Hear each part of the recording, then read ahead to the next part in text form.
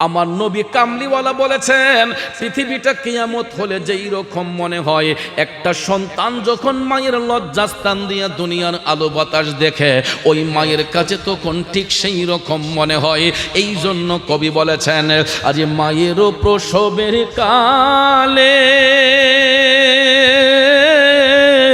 বুক ভাইসা যায় নয়ন জলে রে, ওমা সন্তানের লইয়া কুলে ভুলে প্রসব যন্ত্রণা, দুঃখের দরদি আমার জনম দুঃখে মা, গর্ভধারিণী মা জনম দুঃখিনী মা, দুঃখের দরদি আমার জনম দুঃখী মা।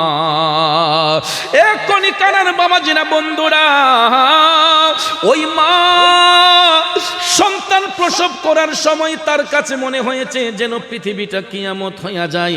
এত আঘাত দিলাম, এত কষ্ট দিলাম মা দরদিটাকে। এরপরও দেখেন বাচ্চাটা যখন খালাসি হয়, ডাক্তার এবং দাইমা আগে বাচ্চাটারে মার কোলের মধ্যে আনে। প্রথমেই কিন্তু বাচ্চার মুখটা মারে দেখানো হয়। আমি দেখেছি, আমি তো 3টা সন্তানের বাবা হয়েছে ভাইয়ার, আমার বাচ্চা প্রসব হইলে ডাক্তার সাহেব অথবা নার্সরা আগে বাচ্চার মুখটা মাকে দেখায়।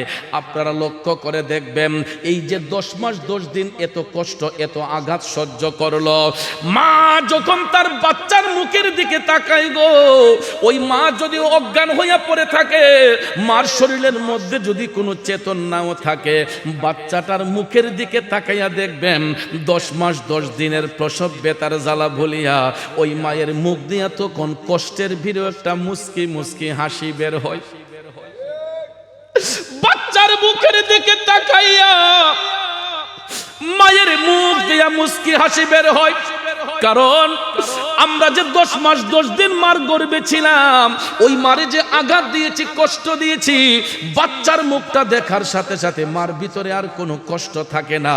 এরপরে দেখবেন শুধুই কি তাই না, বাচ্চাটা ভূমিষ্ঠ হওয়ার পরে যখন কান্নাকাটি শুরু করে দেয়, যখন বাচ্চাটা ও আ করে কান্নাকাটি করে, ওই মুহূর্তে কিন্তু বাচ্চার মুখের মধ্যে দুনিয়ার অন্য কোনো আলাদা খাবার দেওয়া হয় না, দুনিয়ার কোনো অন্য ফ্রুটস দেওয়া হয় না, লিকুইড দুধ দেওয়া হয় না।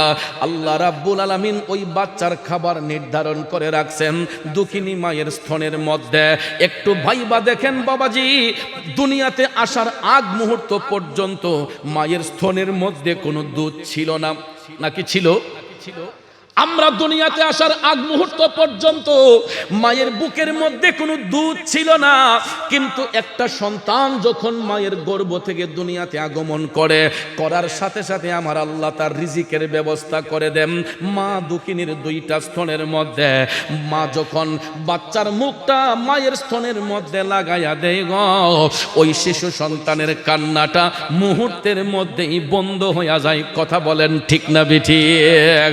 এই জন্য কবি বলেছেন, 2 বছরে পান করালেন মায়ের বুকের দুধ, কোলে বুকে নিয়ে আমায় দিলেন কত সুখ।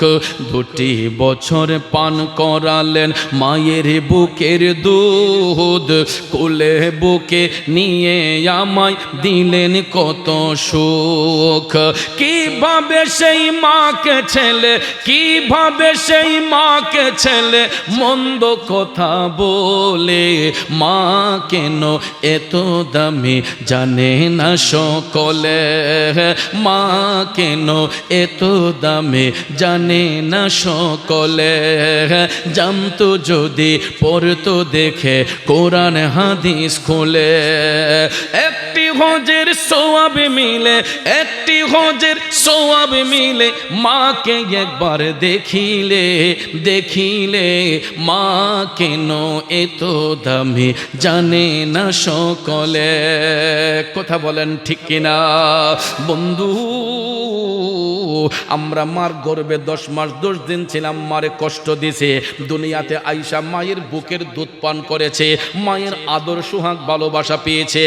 এই কারণে আল্লাহর হাবিব সাল্লাল্লাহু আলাইহি ওয়াসাল্লাম মাকে সম্মানিত করে, মার সম্মান বৃদ্ধি করে। দয়াল নবী একজন সাহাবীকে বললেন, উম্মত, কোন সন্তান যদি তার মার চেহারার দিকে একবার মায়ার নজরে চায়, কয়বার? কোন সন্তান যদি মার চেহারার দিকে একবার মায়ার নজরে তাকায়, আমার নবী কামলিওয়ালা বলছেন ওই সন্তানের আমলে আমার আল্লাহ একটা আকবরী হজের সওয়াব দান করে দেয়। হাজী সাহেব সাহেবানাগণ লক্ষ লক্ষ টাকা খরচ করে, 10 লাখ 20 লাখ টাকা খরচ করে হাজী সাহেবগণ সাহেবানাগণ মক্কা শরীফ মদিনা শরীফ জিয়ারত করে আসেন। আমি নিজেও করে আসছি, প্রতি বছরই একবার যাওয়ার চেষ্টা করি। আল্লাহ রাব্বুল আলামিন কবুল করেছেন। আপনাদের কাছে আমার প্রশ্ন হলো, লক্ষ লক্ষ টাকা খরচ কইরা হজ কইরা আইসা আজও পর্যন্ত কোনো হাজী সাহেব কি গ্যারান্টি দিতে পারবেননি যে আমার হজ কবুল হইছে? গ্যারান্টি আছে? লাখ লাখ টাকা খরচ করে মক্কা শরীফ মদিনা শরীফ ঘুরে আসলাম। বড় হজ করা যে কত কষ্ট, যারা করছেন তারা বুঝতে পারে কষ্ট কত প্রকার। ঠিক না বেঠিক? দেখেন আমরা দেশের মাঝে অনেক মানুষ যদি কাউরে কেউ একটু ক্রিটিসাইজ করে, তাই না যেমন হজ কামাইছে। ঠিক না বেটি? আসলে হজ কামানোর যে কত কষ্ট যারা করছে তারা বুঝতে পারে। আরাফা, মিনা, মুজদালিফায় সেখান থেকে যখন আবার মিনাতে আইসা কঙ্কর মারতে হয় শয়তানকে, এই যে সকালবেলার হাঁটাটা যে কত কষ্টের, একমাত্র হাজী সাহেব সাহেবানাগণ বুঝতে পারে। এরপর আল্লাহ তাআলা আল্লাহর বান্দাদের উপর রহমত বর্ষণ করে। কথা কোন ঠিক না বেঠিক? এত কষ্ট করে হজ করে আসলাম, এরপর আজ পর্যন্ত কোনো হাজী সাহেব সাহেবানাগণ হজের কোনো গ্যারান্টি দিতে পারবে না যে আমার হজটা কবুল হইছে। কিন্তু আমার দয়াল নবীজি একটা গ্যারান্টি দিয়েছেন। আল্লাহর নবীর সাহাবী নবীর কাছে প্রশ্ন করলেন, ইয়া রাসূলুল্লাহ, নবী গো, আমি যদি আমার মার চেহারার দিকে তাকাই, রাসূল বললেন, উম্মত একবার যদি কেউ মার চেহারার দিকে মায়ার নজরে তাকায়, আমার আল্লাহ ওই সন্তানের আমলে একটা আকবরী হজের সওয়াব দান করে। মনের খুশিতে সাহাবী আবার নবীকে ডাক দিয়া বললেন, নবী গো, ইয়া রাসূলুল্লাহ, আমি যদি দৈনিক আমার মার চেহারার দিকে 10 বার তাকাই, আমার নবী কামলিওয়ালা বলছে উম্মত 10টা কবুল হজের সওয়াব। সাহাবী ডাক দিয়া বললেন, ইয়া রাসূলুল্লাহ, নবী গো, আমি যদি দৈনিক 100 বার তাকাই, আমার নবী বললেন উম্মত 100টা কবুল হজের সওয়াব আল্লাহ দান করব। সাহাবী ডাক দিয়া বললেন, নবী গো, আমি যদি এর চাইতে বেশি তাকাই, আমার নবী কামলিওয়ালা ডাক দিয়া বলে, উম্মত তুমি যত হাজার বার যত কোটি বার তোমার মা দরদির চেহারার দিকে মায়ার নজরে তাকাইবা, আমার আল্লাহ তত হাজার কবুল হজের সওয়াব তুমি সন্তানের আমলের মধ্যে লিখে দিবে। এই জন্য কবি বলেছেন, ওরে মানুষ রূপে সৃষ্টি করলো দয়াল খুদাই, কত কষ্ট করলো মায়ে তার সীমানা নাই রে, তার সীমানা নাই। গায়ের চামড়া দিয়ে দেব মায়ের, চামড়া দিয়ে দেব মায়ের পাপুষ বানাই, মায়ের কদমের নিচে জান্নাত দিলেন খোদায়। আমার মায়ের মতো আপনজন, মায়ের মতো আপনজন ত্রিভুবনে নাই, মায়ের কদমের নিচে জান্নাত দিলেন খোদায়, মায়ের কদমের নিচে জান্নাত দিলেন খোদায়। ফাকাদ ক্বালা আল্লাহু তাআলা ফি আযযা ওয়া জাল্লা কালামিহিল المجيد والفرقان الحميد إن الله وملائكته يصلون على النبي يا أيها الذين آمنوا صلوا عليه وسلموا تسليما اللهم صل سيدنا مولانا محمد وعلى آل سيدنا مولانا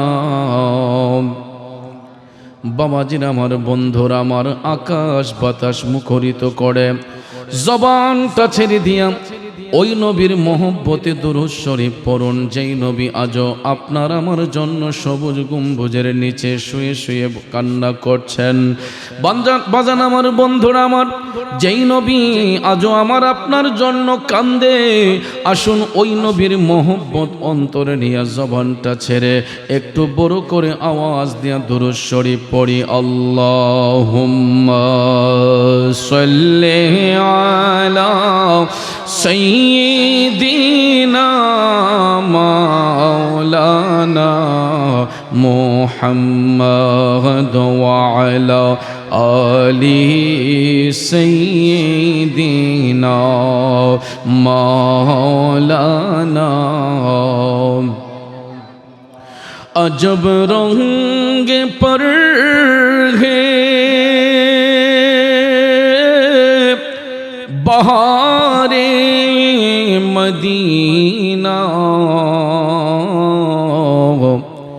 के सब जन्नती हैं निसारे मदीना।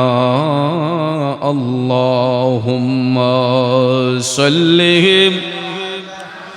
सय्यिदीना मौलाना मुहम्मद व अला आलि सय्यिदीना मौलाना। বাবাজিরা আমার বন্ধুরা আমার, আপনারা বলুন তো বৃষ্টি আসে কার পক্ষ হতে? বৃষ্টি যায় কার পক্ষ হতে? আমি আজকে কণিকারা এসে অবাক, আপনাদের গ্রামে ঢোকার আগেও ব্রাহ্মণবাড়িয়া পর্যন্ত আমি দেখলাম গুড়ি গুড়ি বৃষ্টি পড়ছে। তার আগে হবিগঞ্জে শহর থেকে যখন রওনা হলাম তখন মুষলধারায় বৃষ্টি। আমি ভাবলাম হয়তো আজকে মাহফিলের অবস্থা খুবই শোচনীয়, মাহফিল হয়তো হবে না। কিন্তু যখন আমি টেলিফোন দিলাম, বলল হুজুর আমাদের এলাকায় আল্লাহর রহমতে বৃষ্টির সম্ভাবনা খুবই কম। আসলে আইসা দেখলাম যদিও দিনের বেলা সন্ধ্যাবেলা হয়তো গড়ি গড়ি বৃষ্টি হতেও পারে, কিন্তু এই মুহূর্তে রহমতের বৃষ্টি মাথার উপরে আছে। আল্লাহ রাব্বুল আলামিন আমাদেরকে ইহসান করেছেন, দয়া করেছেন। কারণ আল্লাহ চাইলে এখন বৃষ্টির মধ্যে আমাদেরকে ভিজিয়ে রাখতে পারতেন, কিন্তু আল্লাহ রাব্বুল আলামিন তার হাবিবের বাগানকে ইজ্জত করে সম্মান করে এই মুহূর্তে আল্লাহ তাআলা আমাদের কাছ থেকে রহমতের বৃষ্টি উঠিয়ে নিয়েছেন। যদি আল্লাহ চায় আবারও তো আসতে পারে, ঠিক না ঠিক? আল্লাহ রাব্বুল আলামিন যেহেতু আমাদেরকে বৃষ্টির মধ্য থেকে হেফাজত করেছেন, বৃষ্টি থেকে হেফাজত করেছেন, আসুন জবানটা ছেড়ে দিয়া সেই মহান আল্লাহর প্রশংসা কইরা একটু দরুদ মাখা কণ্ঠে আল্লাহ পাকের জিকিরে মশগুল হয়ে যায়। একটা জবানও বন্ধ রাখবেন না, জবানটা ছেড়ে সবাই আমার সাথে সাথে পড়ুন ইল্লাল্লাহু ইল্লাল্লাহ ইল্লাল্লাহু ইল্লাল্লাহ ইল্লাল্লাহু ইল্লাল্লাহ ইল্লাল্লাহু ইল্লাল্লাহ ইল্লাল্লাহু ইল্লাল্লাহ ইল্লাল্লাহু ইল্লাল্লাহ লা ইলাহা ইল্লাল্লাহ লা ইলাহা ইল্লাল্লাহ লা ইলাহা ইল্লাল্লাহ লা ইলাহা ইল্লাল্লাহ ইল্লাল্লাহু ইল্লাল্লাহ ইল্লাল্লাহু ইল্লাল্লাহ ইল্লাল্লাহু ইল্লাল্লাহ ইল্লাল্লাহু ইল্লাল্লাহ লা ইলাহা ইল্লাল্লাহ লা ইলাহা حسبي ربي جل الله ما في قلبي غير الله حسبي ربي جل الله মা ফি কলবি গায়রুল্লাহ নূর মুহাম্মদ সাল্লাল্লাহু লা ইলাহা ইল্লাল্লাহ ইল্লাল্লাহু ইল্লাল্লাহ ইল্লাল্লাহু ইল্লাল্লাহ ইল্লাল্লাহু ইল্লাল্লাহ ইল্লাল্লাহু ইল্লাল্লাহ লা ইলাহা ইল্লাল্লাহ লা ইলাহা আর জোরে লা ইলাহা ইল্লাল্লাহ লা ইলাহা ইল্লাল্লাহ কোন মকামে হে আল্লাহ দোনো জাহাঁ মে হে আল্লাহ কোন মকামে হে আল্লাহ दोनों जहां में है अल्लाह जिस्म में जामी है अल्लाह ला इलाहा इल्लल्लाह इल्लल्लाहु इल्लल्लाह इल्लल्लाहु इल्लल्लाह इल्लल्लाहु इल्लल्लाह इल्लल्लाहु इल्लल्लाह ला इलाहा इल्लल्लाह ला इलाहा ओला इलाहा इल्लल्लाह मुहम्मदुर रसूलुल्लाह सल्लल्लाहु अलैहि वसल्लम একটা জবানও বন্ধ রাখবেন না চিৎকার মেরে বলি আল্লাহু আকবার আর একটু মায়ার সুরে বলি ইয়া রাসূলুল্লাহ দরদ মাখা কণ্ঠে বলি ইয়া হাবিবাল্লাহ একটা জবানও বন্ধ রাখবেন না গো চিৎকার মেরে সবাই বলি ইয়া ওয়ালি আল্লাহ বিসমিল্লাহির রহমানির রহিম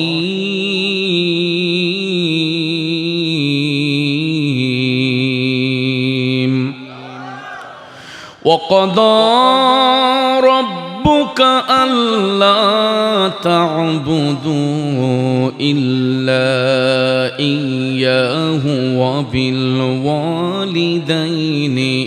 إحسانا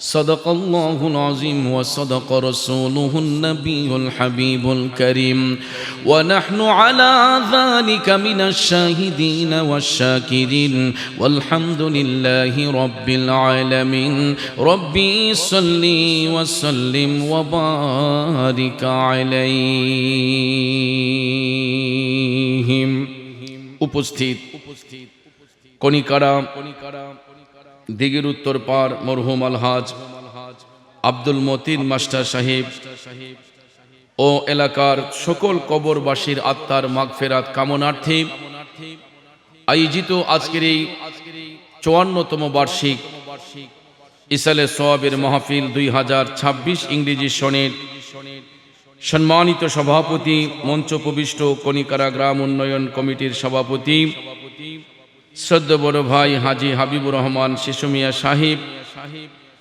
সহসভাপতি জনাব সিদ্দিকুর রহমান সাহেব মঞ্চ উপবিষ্ট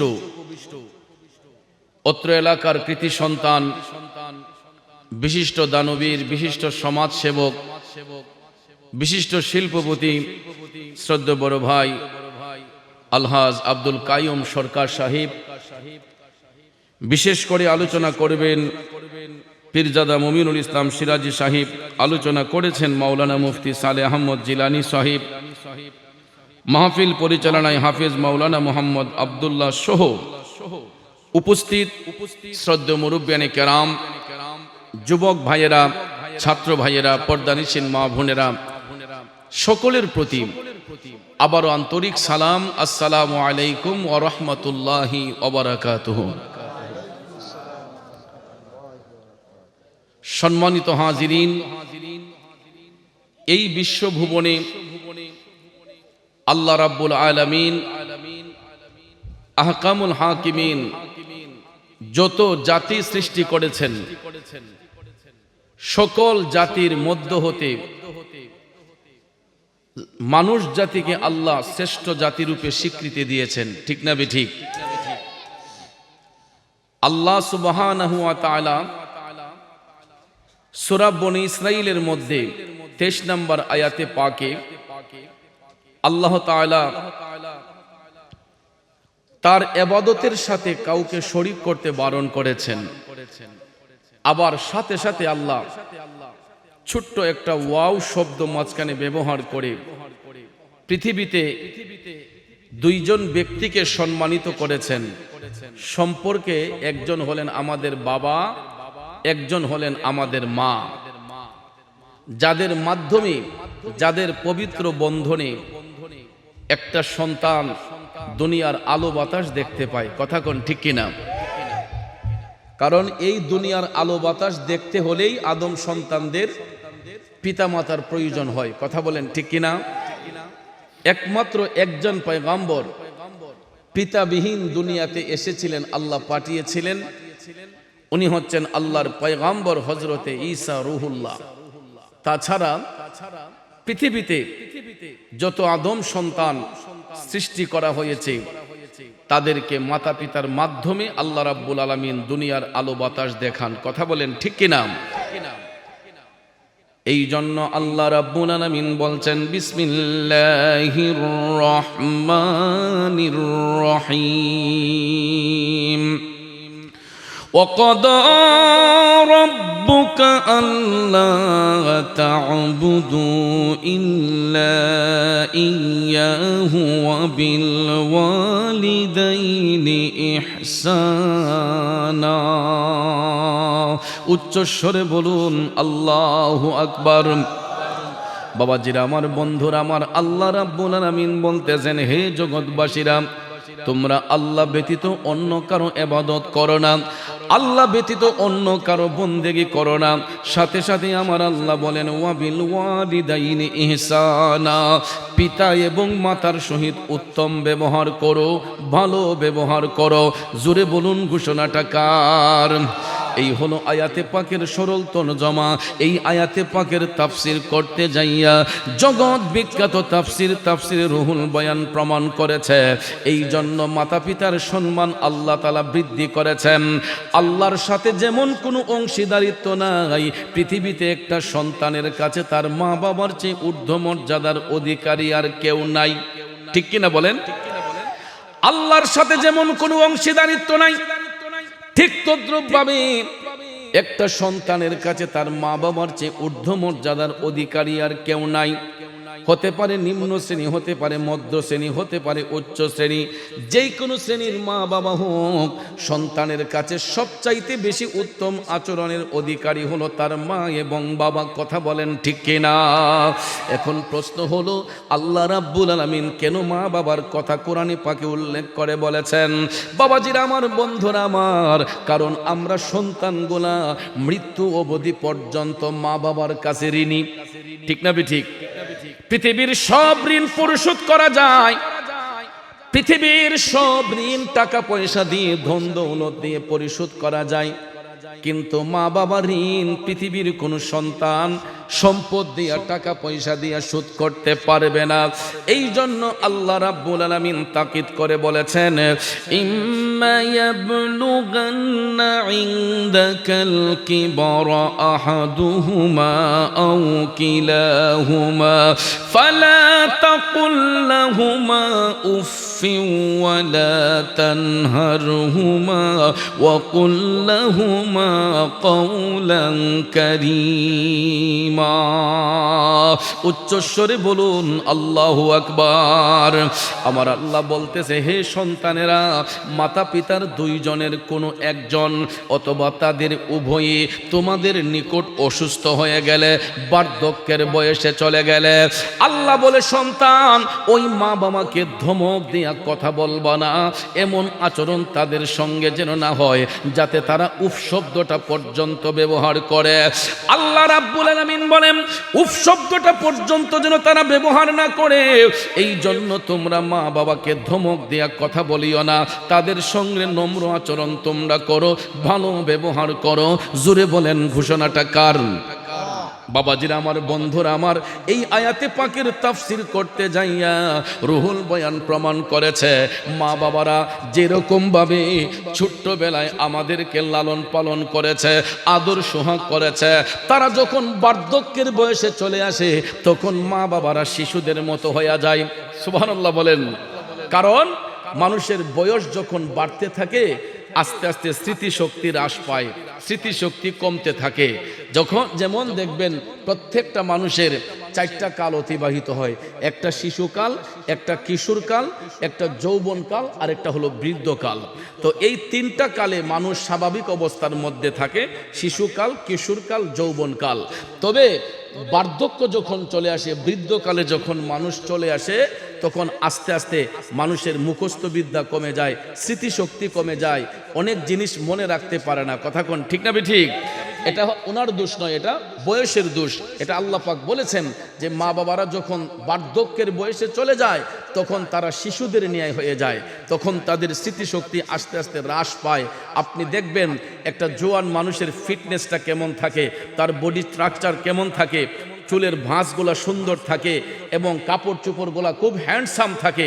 কিন্তু বার্ধক্যজনিত কারণ যখন হয়ে যায় তখন দেখবেন ড্রেস আপগুলা, আমাদের ফিটনেসগুলা, চামড়াও লুজ হয়ে যায়, আমাদের ফিটনেসগুলো দুর্বল হয়ে যায় এবং আমাদের পোশাক আশাকও নর্মালি হয়ে যায়। কথা কোন ঠিক না ঠিক? তখন আর নিজে থেকে ইচ্ছেই করে না যে স্মার্টনেস ভাবে চলাফেরা করি, চুলের ফিতাটাকে সুন্দর করে ভাঁজ করি। কারণ বার্ধক্য যখন মানুষের চলে আসে তখন ওই মানুষগুলা শিশুদের মতো হয়ে যায়। শিশু বাচ্চারা দেখবেন তারা যেন নিজ ইচ্ছেতে কাপড় চোপড় পরতে পারে না, নিজের স্বাধীনতাভাবে চলতে পারে না, তাদেরকে মা বাবারা কাপড় কিনে দিতে হয়, তাদেরকে লুক আফটার মা বাবারা করতে হয়। ঠিক তদ্রূপভাবে মা বাবা যখন বৃদ্ধ হয়ে যায়, আমরা জোয়ান সন্তান যারা হব আমাদের দায়িত্ব হলো আমরা তাদের প্রতি ভালো করে লুক আফটার করা, তাদের দেখাশোনা করা, এটা আমাদের নৈতিক দায়িত্ব। কথা বলেন ঠিক না ঠিক? কিন্তু ভাইয়েরা আমার, অনেক পরিবারে দেখা যায়, অনেক ফ্যামিলিতে দেখা যায়, অনেক সন্তানগুলা যখন উপযুক্ত হয়ে যায় বাবার সঙ্গে হিসাব করে, মায়ের সঙ্গে হিসাব করে, কথায় কথায় মা বাবাকে ধমক মারে। অনেক সময় বাবার কথা সন্তান শুনে না, বাবার অবাধ্য হয়ে চলাফেরা করে, মায়ের অবাধ্য হয়ে চলাফেরা করে। সন্তান একটু ভালো করে শুনে রাখুন, আল্লাহ রাব্বুল আলামিন আহকামুল হাকিমিন বলতেছেন, যেই সন্তান তার মা বাবারে কষ্ট দেয়, যেই সন্তান তার মা বাবারে দুঃখ দেয়, আমার আল্লাহর আরশটা তখন থরথর কইরা কাইপা উঠে। জোরে জোরে কন্যা আল্লাহু আকবার। কারণ পৃথিবীতে মায়ের মতো আপন কেউ হবে না, পৃথিবীতে বাবার মতো আপন কেউ হবে না। তোমরা কোনো দিনও মা বাবার মনেতে কষ্ট দিও না, তোমরা কোনো দিনও মা বাবার দিলেতে আঘাত দিও না। এক যুবক বন্ধুরা আমার, বাবাজিরা, কোন মাকে ধমক মারতেছি, কোন বাবাকে ধমক মারতেছি? আমরা সন্তানগুলো এত বিবেকহীন হব কেন? একটু যদি শৈশবের কথা চিন্তা করি তাইলেই তো আমাদের উত্তম শিক্ষা চলে আসবে। কারণ আমি আপনি যখন মায়ের কোলে শিশু ছিলাম, মায়ের কোলে শিশু যখন আমরা ছিলাম, অনেক সময় মায়ের কোলে প্রস্রাব করেছি, পায়খানা করেছি, বাবার কোলে প্রস্রাব করেছি, পায়খানা করছি। কথা বলেন ঠিক না বেঠে? তখন কিন্তু মা বাবারা আমাদেরকে কুল থেকে ধমক দিয়া তাড়াইয়া দেয় নাই, বাড়ি থেকে বের করে দেয় নাই, আমাদের যত্নের মধ্যে কোনো ত্রুটি রাখে নাই। সন্তান যদি প্রস্রাব করেছে, পায়খানা করেছে, মা নাকের মধ্যে কোনো পারফিউম লাগায় নাই, রুমের ভিতরে কোনো এয়ার ফ্রেশনার ব্যবহার করে নাই, নাকি করেছে? রুমের ভিতর কোনো এয়ার ফ্রেশনার ব্যবহার করে নাই, নাকের মধ্যে কোনো সুগন্ধি লাগায় নাই।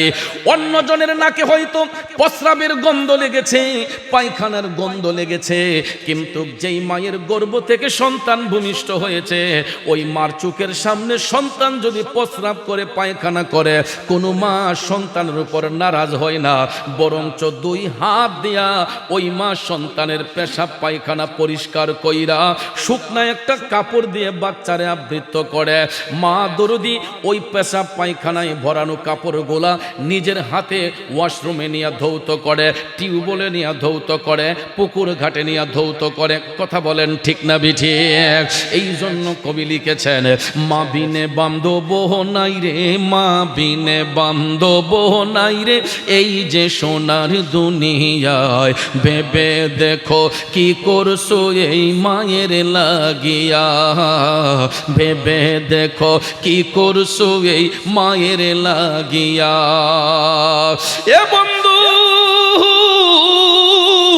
আমার মদিনার কামলিওয়ালা নবী, মায়ার নবী হাদিস শরীফের মধ্যে বলেছেন, যেই ঘরের মধ্যে বাবা আছে ওই ঘরে আল্লাহর রহমত আছে, যেই ঘরের মধ্যে মা আছে ওই ঘরের মধ্যে আল্লাহর জান্নাত আছে। সুবহানাল্লাহ কোন। এটা কিভাবে? কারণ আল্লাহর নবীর সাহাবী আমার নবীর কদমে গিয়া উপস্থিত হইয়া বলতেছেন, ইয়া রাসূলুল্লাহ, নবী গো, ওগো মায়ার নবী, দয়ার নবীজি, আমার মা তো বেদিন, আমার মা মুশরিক। নবী গো, আমার মা এই মুহূর্তে আমার নিকট আগমন করছেন। ইয়া রাসূলুল্লাহ, আমি কি এই মুহূর্তে আমার মায়ের সাথে সৎ ব্যবহার করব না দুর্ব্যবহার করব? যুবক বন্ধুরা, বাবাজিরা, কথাটা মনোযোগ দিয়ে বোঝার চেষ্টা করুন। মা হচ্ছে মুশরিক, নবীর দিনে আসে নাই, কিন্তু সন্তানটা নবীর দিনে এসেছে, আমার নবীর উপর ঈমান এনেছে। ওই সন্তান আমার নবীর কাছে যাইয়া বলতেছে, নবী গো, আমার মা আমার নিকট আগমন করেছে। ইয়া রাসূলুল্লাহ, আমার মতো মুশরিক, আমার মতো বেদিন। ও নবী গো, এই মুহূর্তে কি আমি আমার মায়ের সঙ্গে সদ্ব্যবহার করব নাকি দুর্ব্যবহার করব? আল্লাহর হাবিব সাল্লাল্লাহু আলাইহি ওয়াসাল্লাম ডাক দিয়া বললেন, উম্মত, অবশ্যই অবশ্যই তুমি তোমার মায়ের সাথে সৎ ব্যবহার করবা। অথচ মা সত্য দিনে আসে নাই, মা নবীর দিনে আসে নাই, কিন্তু সন্তান যখন রাসূলকে প্রশ্ন করলো, আমার মদিনার কামলিওয়ালা নবী বলতেছেন, উম্মত, অবশ্যই অবশ্যই তুমি তোমার মার সাথে সৎ ব্যবহার করবা, ভালো আচরণ করবা। এই কারণে করবা, তুমি তোমার মায়ের গর্ভে 10 মাস 10 দিন ছিলা। কারণ বাজান আমার বন্ধুরা, আমার হাদিস শরীফে আমার নবী কামলিওয়ালা বলেছেন, একটা সন্তান যখন মায়ের গর্ভে আল্লাহ দান করে, 2.5 থেকে 3 মাস যাওয়ার সাথে সাথে আমার আল্লাহ ওই সন্তানের রূহটা মায়ের গর্ভে দান করে দেয়। এরপরে মায়ের শরীরের রক্ত মাংস খাইয়া বাচ্চাটা যখন আস্তে আস্তে বড় হতে লাগে, 6 মাস 7 মাস 8 মাস যখন পার হয়ে যায়, অনেক সময় মাদের পেটগুলা আস্তে আস্তে সামনের দিকে যায়। এ বন্ধু, আমাদের মতো সন্তানগুলারে দুনিয়ার আলো বাতাস দেখাতে যাইয়া কত মায়ের জীবন পর্যন্ত চলে গেছে, কত মায়ের বডি ফিটনেস নষ্ট হয়ে যায়, কত মায়ের পেটের চামড়াগুলা লুজ হয়ে যায়, চামড়ার মধ্যে ফাটা দাগ পড়ে যায়। বাচ্চাকে গর্ভে ধারণ করে একজন মা দিনকে দিন বলে নাই, রাতকে রাত বলে নাই, কত কষ্ট করে বিছানার মধ্যে আরাম করে শুইতে পারে না, একটা মা ঠিক মতো খাইতে পারে না, চাহিদা মতো চলতে পারে না, না জানি পেটের বাচ্চার কোনো সমস্যা হয়ে যায়। দেখবেন অনেক মায়ের গর্ভে সন্তান আসলে 3-4 মাস পর্যন্ত একটা মা ইচ্ছে থাকা সত্ত্বেও কোনো জায়গার মধ্যে যায় না, কোনো জায়গা বেড়াতে যায় না, নির্দিষ্ট একটা জায়গার মধ্যে সেফে থাকে, না জানি পেটের বাচ্চার সমস্যা হয়ে যায়। ঠিক না বিঠিক? শুধু তাই নয়, 8 মাস 9 মাস যখন পার হয়ে যায়, আপনারা দেখবেন পেটের সন্তান যখন আস্তে আস্তে বড় হয়, অনেক মাদের হাত ফুলে যায়, পাও ফুলে যায়, মুখটা ফুলে যায়, সারাটা শরীরের মধ্যে পানি চলে আসে রে। এরপরও ভাইয়ের আমার 10 মাস 10 দিন যখন পার হইয়া যায়, ওই মা দরদিদের প্রসব ব্যথা শুরু হইয়া যায়। প্রসব ব্যথা এমন একটা ব্যথা, আমার মদিনার কামলিওয়ালা নবী বলেছেন, পৃথিবীটা কিয়ামত হলে যেই রকম মনে হয়, একটা সন্তান যখন মায়ের লজ্জাস্থান দিয়া দুনিয়াতে আসে গো, ওই মায়ের কাছে তখন ঠিক সেই রকম মনে হয়। আল্লাহু আকবার। কিন্তু বাজার আফসোসের বিষয় হলো, বর্তমানে আমাদের মা বোনরা প্রসব ব্যথা কি জিনিস এটা বুঝতে পারে না। বুঝার আগেই তাদের কোমরের মধ্যে অ্যানেসথেসিয়া দেওয়া হয়। আগে এত ডাক্তার কবিরাজ ছিল না, আগে এত প্রাইভেট ক্লিনিক ছিল না। বেশি দূরে যাইবেন কেন, আপনাদের পার্শ্ববর্তী ব্রাহ্মণবাড়িয়া শহরে গেলেই দেখবেন প্রাইভেট হসপিটালের অভাব নাই। ঠিক না ঠিক? চিকিৎসা সেবা ভালো, চিকিৎসা সেবা করা ভালো, কিন্তু একটা প্রেগন্যান্সি মহিলা হসপিটালে যাওয়ার সাথে সাথেই দেখবেন শতকরা 95% ডাক্তার সাহেবরা বলে বাচ্চা শুকনায় পড়ে গেছে, 24 ঘন্টার ভিতরে সিজার না করলে রোগী বাঁচানো সম্ভব না। এটা একদম কমন একটা ডায়লগ, কথা বলেন। 95% রোগী এরা এই আচরণের শিকার হন, গেলেই বলে যে 24 ঘন্টার ভিতরে সিজার না করলে বাচ্চা বাঁচানো সম্ভব না, এবং বাচ্চা উল্টায় রইছে, এটা নগদে চিকিৎসা করুন, এই সিজার করতে হইব। কথা বলেন। বাবাজিরা আমার, বন্ধুরা আমার, আপনাদের কাছে আমার প্রশ্ন, আজ থেকে 40-42 বছর আগে তো সিজারের রোগী খুব কম ছিল, শতকরা মনে হয় না 5-10 জন ছিল বলে। আমার মায়ের গর্ভ থেকেও তো আমরা 6টা ভাই বোন ভূমিষ্ঠ হইলাম, কই আমার মার তো সিজার লাগে নাই। এখানে আমার বয়সী যারা জন্মগ্রহণ করেছেন, আমরা সবাই কিন্তু আমাদের মায়ের লজ্জাস্থানে দিয়েই দুনিয়ার আলো বাতাস দেখেছি। ঠিক না ঠিক? আমাদের মাদের তো সিজারের প্রয়োজন হয় নাই, কই আমাদের মারা এখন পর্যন্ত আল্লাহ দুনিয়াতে অনেকই বাঁচাইয়া রাখছে। আপনারা বলেন, বাঁচাইবার মালিককে?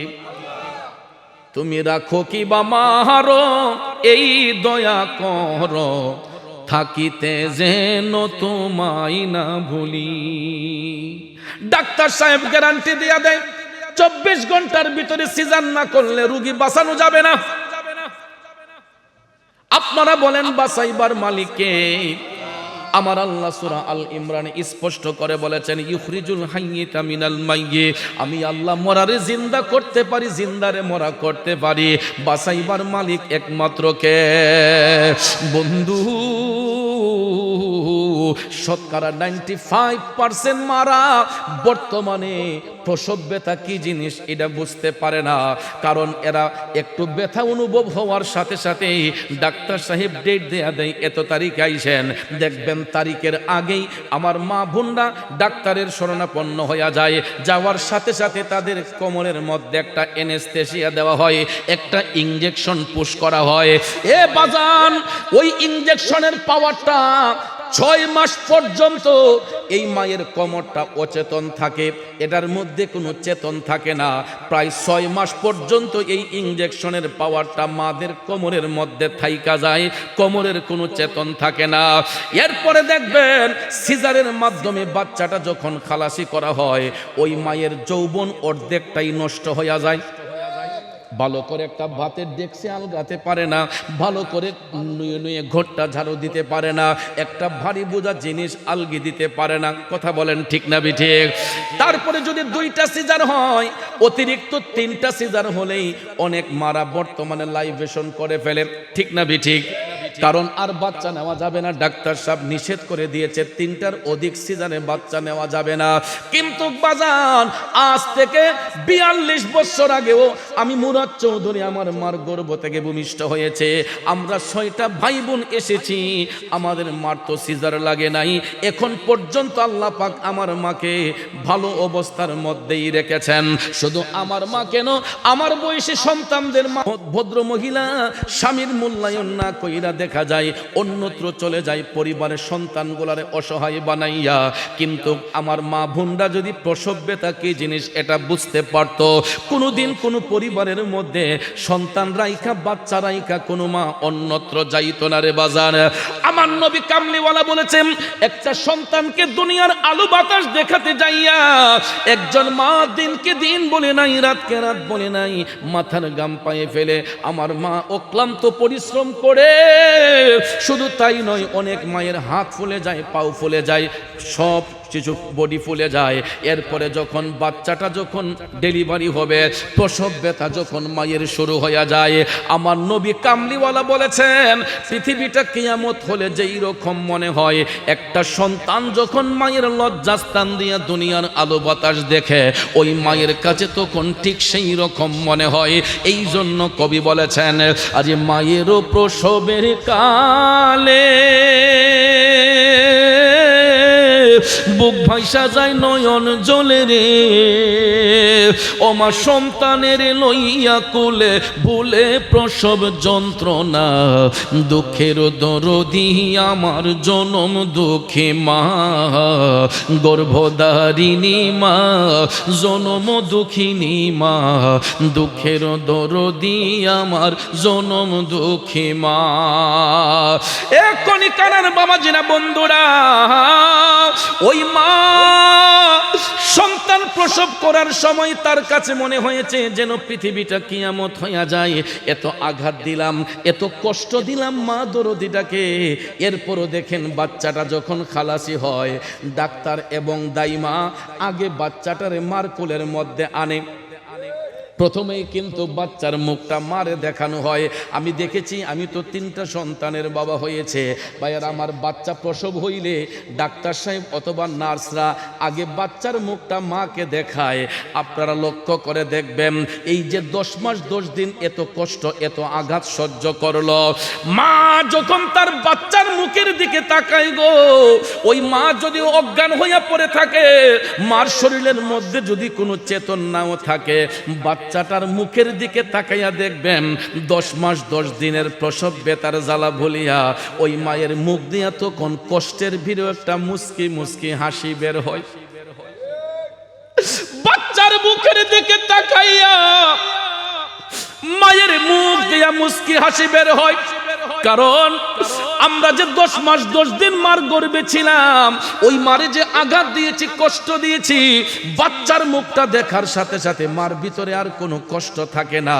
এরপরে দেখবেন শুধুই কি তাই না, বাচ্চাটা ভূমিষ্ঠ হওয়ার পরে যখন কান্নাকাটি শুরু করে দেয়, যখন বাচ্চাটা ও আ করে কান্নাকাটি করে, ওই মুহূর্তে কিন্তু বাচ্চার মুখের মধ্যে দুনিয়ার অন্য কোনো আলাদা খাবার দেওয়া হয় না, দুনিয়ার কোনো অন্য ফ্রুটস দেওয়া হয় না, লিকুইড দুধ দেওয়া হয় না।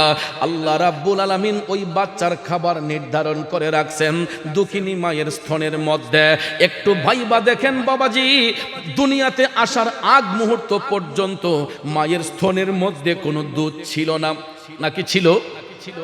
আমরা দুনিয়াতে আসার আগ মুহূর্ত পর্যন্ত মায়ের বুকের মধ্যে কোনো দুধ ছিল না। কিন্তু একটা সন্তান যখন মায়ের গর্ভ থেকে দুনিয়াতে আগমন করে, করার সাথে সাথে আমার আল্লাহ তার রিজিকের ব্যবস্থা করে দেন মা দুঃখিনীর 2টা স্তনের মধ্যে। মা যখন বাচ্চার মুখটা মায়ের স্তনের মধ্যে লাগাইয়া দেয় গো, ওই শিশু সন্তানের কান্নাটা মুহূর্তের মধ্যেই বন্ধ হয়ে যায়। কথা বলেন ঠিক না বেঠিক? এই জন্য কবি বলেছেন, 2 বছর পান করালেন মায়ের বুকের দুধ, কোলে বুকে নিয়ে আমায় দিলেন কত সুখ। 2 বছর পান করালেন মায়ের বুকের দুধ, কোলে বুকে নিয়ে আমায় দিলেন কত সুখ। কিভাবে সেই মাকে ছেলে, কিভাবে সেই মাকে ছেলে মন্দ কথা বলে, মা কেন এত দামি জানে না সকলে, মা কেন এত দামি জানে না সকলে।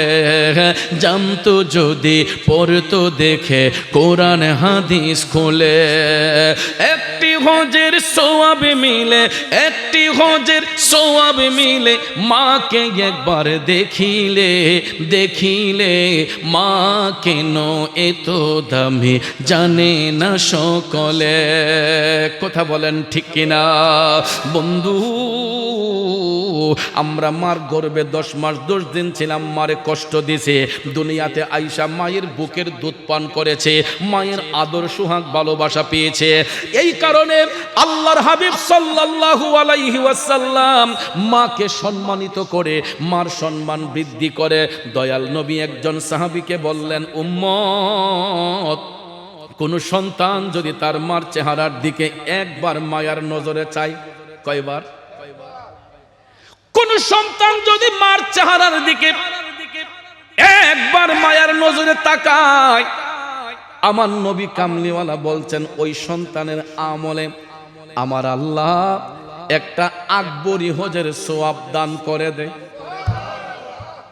হাজী সাহেব সাহেবানাগণ লক্ষ লক্ষ টাকা খরচ করে, 10 লাখ 20 লাখ টাকা খরচ করে হাজী সাহেবগণ সাহেবানাগণ মক্কা শরীফ মদিনা শরীফ জিয়ারত করে আসেন। আমি নিজেও করে আসছি, প্রতি বছরই একবার যাওয়ার চেষ্টা করি। আল্লাহ রাব্বুল আলামিন কবুল করেছেন। আপনাদের কাছে আমার প্রশ্ন হলো, লক্ষ লক্ষ টাকা খরচ কইরা হজ কইরা আইসা আজও পর্যন্ত কোনো হাজী সাহেব কি গ্যারান্টি দিতে পারবেননি যে আমার হজ কবুল হইছে? গ্যারান্টি আছে?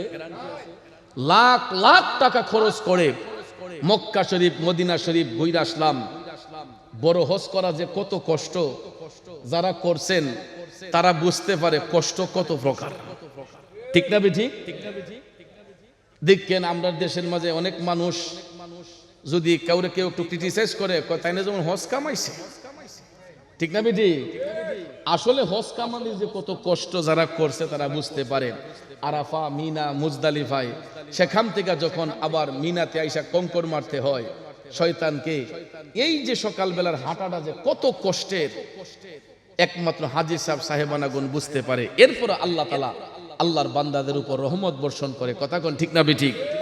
এত কষ্ট করে হজ করে আসলাম, এরপর আজ পর্যন্ত কোনো হাজী সাহেব সাহেবানাগণ হজের কোনো গ্যারান্টি দিতে পারবে না যে আমার হজটা কবুল হইছে। কিন্তু আমার দয়াল নবীজি একটা গ্যারান্টি দিয়েছেন। আল্লাহর নবীর সাহাবী নবীর কাছে প্রশ্ন করলেন, ইয়া রাসূলুল্লাহ, নবী গো, আমি যদি আমার মার চেহারার দিকে তাকাই, রাসূল বললেন, উম্মত, একবার যদি কেউ মার চেহারার দিকে মায়ার নজরে তাকায়, আমার আল্লাহ ওই সন্তানের আমলে একটা আকবরী হজের সওয়াব দান করে। মনের খুশিতে সাহাবী আবার নবীকে ডাক দিয়া বললেন, নবী গো, ইয়া রাসূলুল্লাহ, আমি যদি দৈনিক আমার মার চেহারার দিকে 10 বার তাকাই, আমার নবী কামলিওয়ালা বলছে উম্মত 10টা কবুল হজের সওয়াব। সাহাবী ডাক দিয়া বললেন, ইয়া রাসূলুল্লাহ, নবী গো, আমি যদি দৈনিক 100 বার তাকাই, আমার নবী বললেন উম্মত 100টা কবুল হজের সওয়াব আল্লাহ দান করব। সাহাবী ডাক দিয়া বললেন, নবী গো, আমি যদি এর চাইতে বেশি তাকাই, আমার নবী কামলিওয়ালা ডাক দিয়া বলে, উম্মত, তুমি যত হাজার বার যত কোটি বার তোমার মা দরদির চেহারার দিকে মায়ার নজরে তাকাইবা, আমার আল্লাহ তত হাজার কবুল হজের সওয়াব তুমি সন্তানের আমলের মধ্যে লিখে দিবে। এই জন্য কবি বলেছেন, ওরে মানুষ রূপে সৃষ্টি করলো দয়াল খুদাই, কত কষ্ট করলো মায়ে, তার সীমানা নাই রে, তার সীমানা নাই। গায়ের চামড়া দিয়ে দেব মায়ের, চামড়া দিয়ে দেব মায়ের পাপুষ বানাই, মায়ের কদমের নিচে জান্নাত দিলেন খোদায়। আমার মায়ের মতো আপন জন, মায়ের মতো আপন জন ত্রিভুবনে নাই, মায়ের কদমের নিচে জান্নাত দিলেন খোদায়, মায়ের কদমের নিচে জান্নাত দিলেন খোদায়। কষ্ট হচ্ছে আমার বাবাজিরা। এ বন্ধু, মাঝে কি জিনিস, মাঝে কি রত্ন। যদি কেউ মা হারা এতিম হয়, তখন সন্তান বুঝতে পারবে মা হারা সন্তানগুলা যে বড় কত অসহায়। আমি আজকে বৃষ্টির মধ্য দিয়ে যখন ঘর থেকে বের হলাম, আমার আম্মা আমারে বারবার ডাক্কা কই, পুত্রে রাস্তাঘাটের মধ্যে তো কাদা থাকবে, বৃষ্টির মধ্যে তো অনেক সময় ট্রাক্টরের কাদাগুলা যখন পিচডালের উপরে পড়ে রাস্তাটা তখন পিচ্ছিল হইয়া যায়।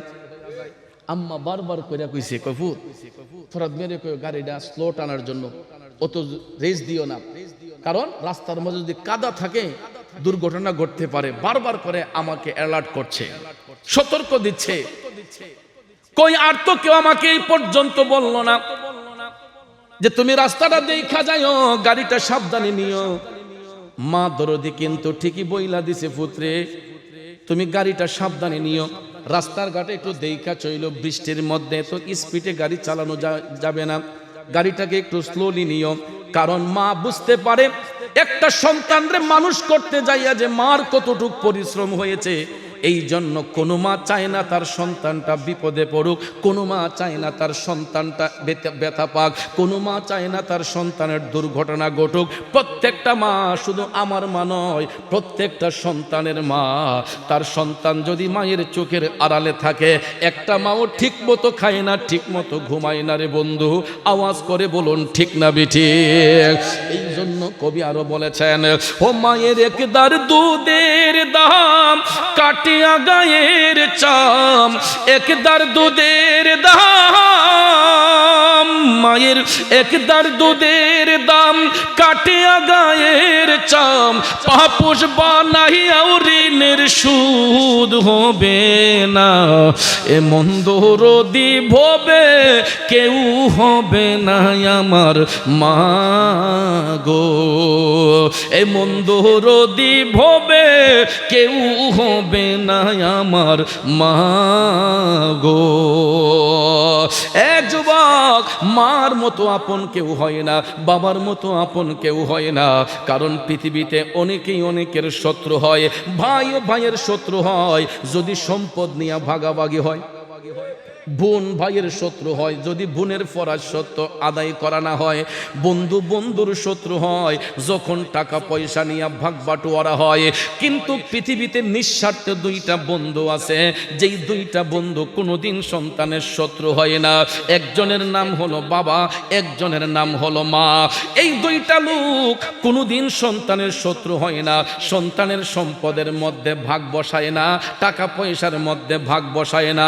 যতই হয় আরো ততই দোয়া করে, আল্লাহ আমার ফুতের আরো বাড়াইয়া দাও। ঠিক না ঠিক?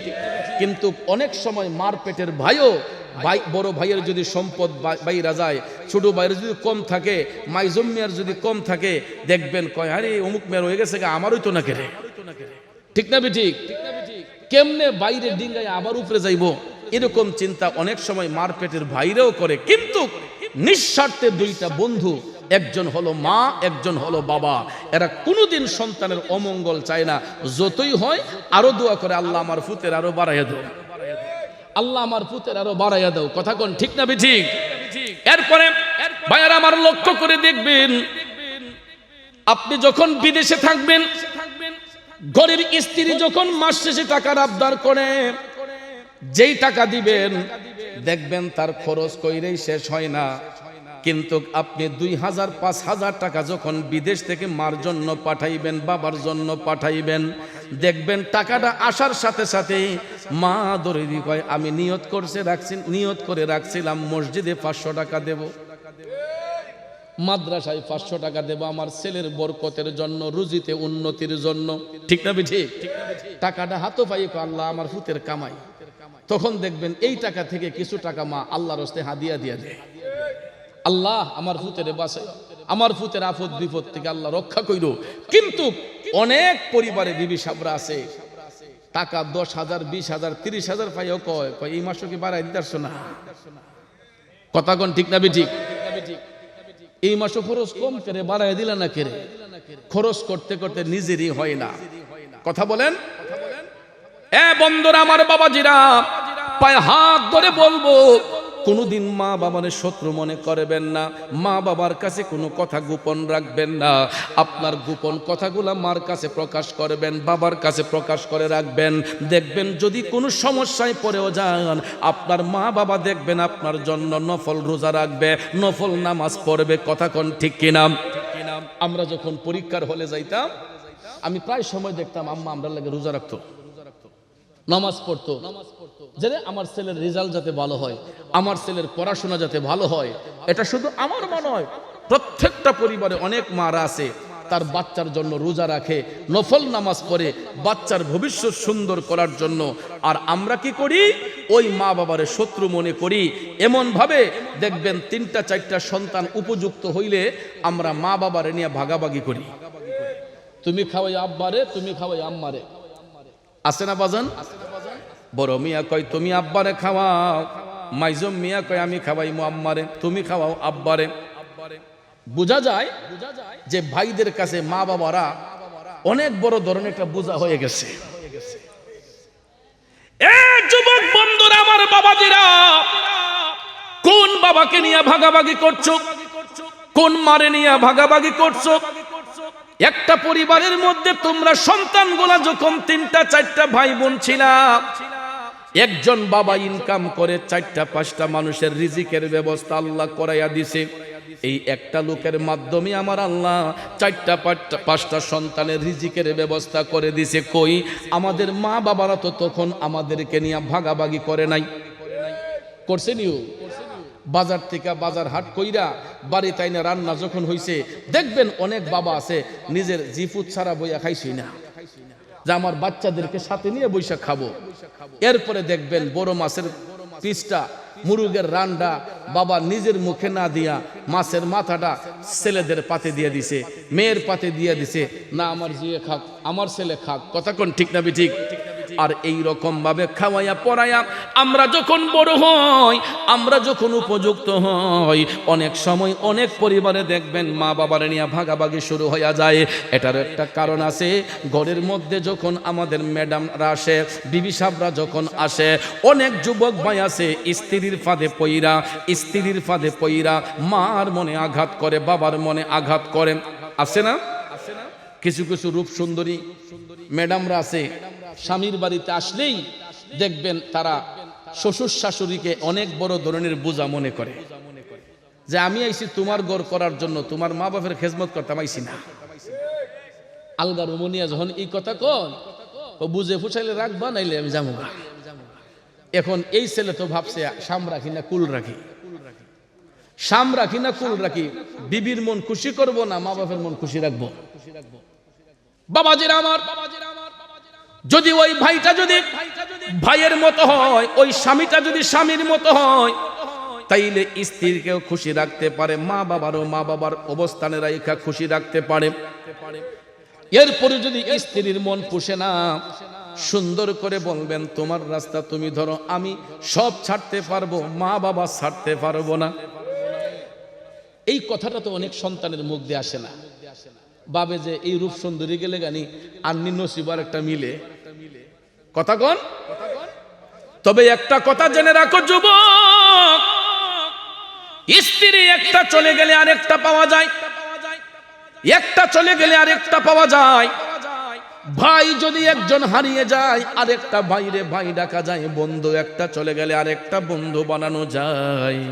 কিন্তু জন্মদাতা বাবা, গর্ভধারিণী মা যদি দুনিয়া থেকে চলে যায়, এই 2টা আসনে অন্য কোনো নারী পুরুষরে বসাইলে নিজের মা বাবার মতো কি শান্তি পাওয়া যায়? এই জন্য যুবক, যারা বাবা হারাইছে তারা বুঝবে বাবার কত প্রয়োজন, যারা মা হারাইছে তারা জানে মার কি প্রয়োজন। এই জন্য আমার সৌরভ ভাই আজকে বাবা হারাইয়া হারে হারে বুঝতেছে বাবা যে কত বড় মাথার উপর একটা ছায়া ছিল। ঠিক না ঠিক? আজকে নেক্সট সন্তান দুনিয়াতে রেখে যাওয়ার কারণে এই ভাইরা মিলিয়া তাদের বাবার আত্মার শান্তির জন্য, বড় ভাইয়ের আত্মার শান্তির জন্য আজকে দিনের বেলা খানার আয়োজন করেছে, রাতের বেলা মাহফিলের ইন্তজাম করেছে। আমি যখন রুমে গেলাম, কই হুজুর, ও মুরাদ ভাই, আজকের আলোচনা হবে মা বাবার বিষয়ে। সুবহানাল্লাহ। কারণ আমার সোনাব বন্ধু বাবা হারাইয়া হারে হারে বুঝতেছে বাবার কি শূন্যতা। আমি একজন বাবা হারা এতিম, 27 বছরের উপরেও আমি এই জবান দিয়া বাবা ডাকতে পারি না। আমি প্রায় মাহফিলে বলি আমি আসলে একটা হতভাগ্য সন্তান। এমন বয়সে আমি বাবা হারাইছি, আমার বাবার জানাজার নামাজটা পর্যন্ত পড়াইবার মতো যোগ্যতা সেই দিন আমার ছিল না।